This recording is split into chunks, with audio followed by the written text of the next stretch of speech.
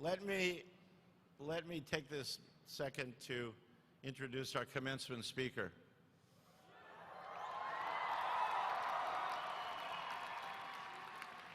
It truly is a privilege to have Elon Musk join us today.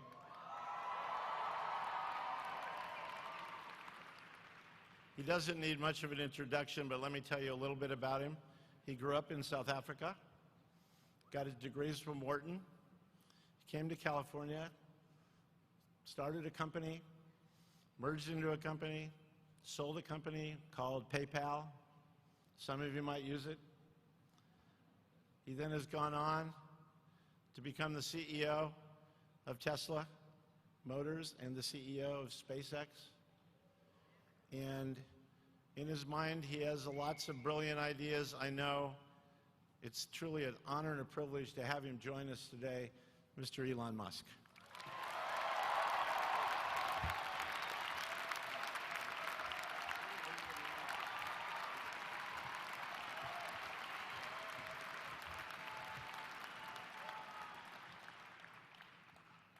All right, thank you. So I've got about apparently 5 or 6 minutes to say the most useful things I can think of. I'm going to do my best. It was suggested that I distill things down to three items. I think I'll go with 4. And I'll try. I think these are pretty important ones. Some of them are going to sound like, well, you've heard it before, but it's worth re-emphasizing. I think the first is you need to work, depending upon how well you want to do, and particularly if you're starting a company, you need to work super hard.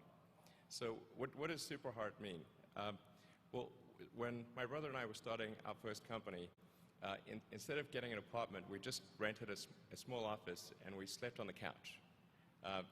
And we showered at the YMCA, and we're so hard up we had just one computer. So the website was up during the day, and I was coding at night. 7 days a week, all the time.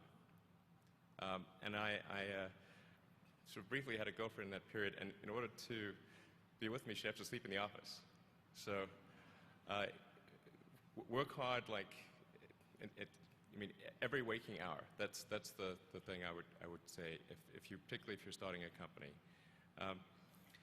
And if you do simple math, say like, okay, if somebody else is working 50 hours and you're working 100, you'll get twice as much done in the course of a year as the other company. The other thing I'd say is that if you're creating a company or if you're joining a company, the most important thing is to attract great people. So either join a group that's amazing, that you really respect, or if you're building a company, you've got to gather great people. All a company is a group of people that have gathered together to create a product or service. And so depending upon how talented and hardworking that group is, and the degree to which they are focused cohesively in a good direction, that will determine the success of the company. So do everything you can to gather great people if you're creating a company. Then I'd say focus on signal over noise. A lot of companies get confused. They spend money on things that don't actually make the product better.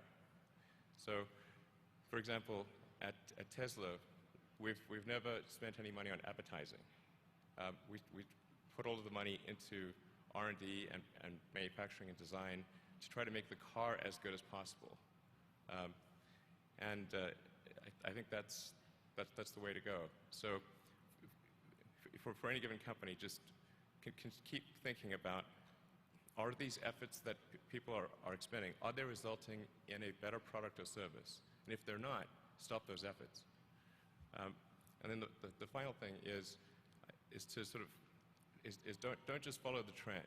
So you may have heard me say that it's good to think in terms of the physics approach of first principles, which is, rather than reasoning by analogy, you boil things down to the most fundamental truths you can imagine, and you reason up from there. And this is a good way to figure out if something really makes sense, or if it's just what everybody else is doing. It's hard to think that way. You can't think that way about everything. It takes a lot of effort. But if you're trying to do something new, it's the best way to think.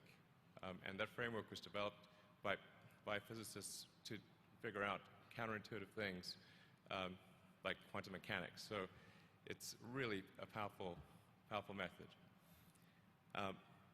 Anyway, so that's, and then I think that the final thing I would encourage you to do is, now is the time to take risk. You don't have, yeah, you don't have kids. Your obligation. Well, sorry, probably don't have kids.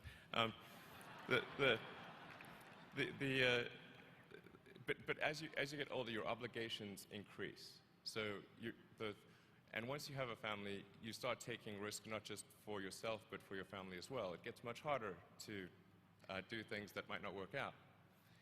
So now is the time to do that before you have those obligations. So I would encourage you to take risks now. Do something bold. You won't regret it. Thank you.